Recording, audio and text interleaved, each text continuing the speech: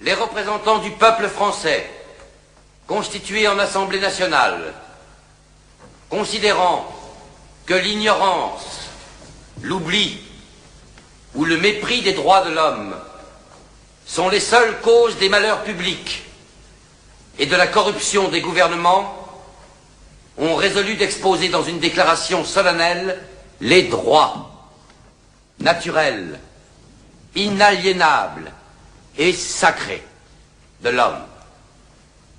Je vous demande de vous lever, messieurs.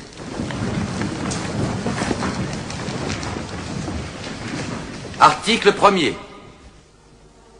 Les hommes naissent et demeurent libres et égaux en droit.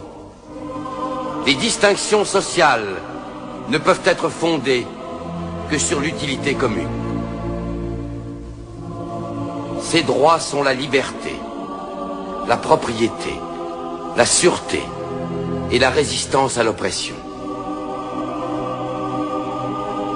Le principe de toute souveraineté réside essentiellement dans la nation.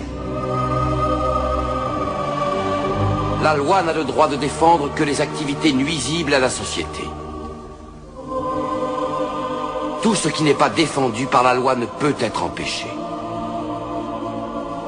La loi est l'expression de la volonté générale. Tous les citoyens étant égaux à ses yeux, sont également admissibles à toute dignité, place et emploi public. Nul homme ne peut être accusé, arrêté, ni détenu que dans les cas déterminés par la loi. Tout homme est présumé innocent jusqu'à ce qu'il ait été déclaré coupable. Nul ne doit être inquiété pour ses opinions, même religieuses. La libre communication des pensées et des opinions est un des droits les plus précieux de l'homme. Tout citoyen peut donc parler, écrire, imprimer librement, sauf à répondre de l'abus de cette liberté dans les cas déterminés par la loi. La garantie des droits de l'homme et du citoyen nécessite une force publique. Cette force est donc constituée pour l'avantage de tous.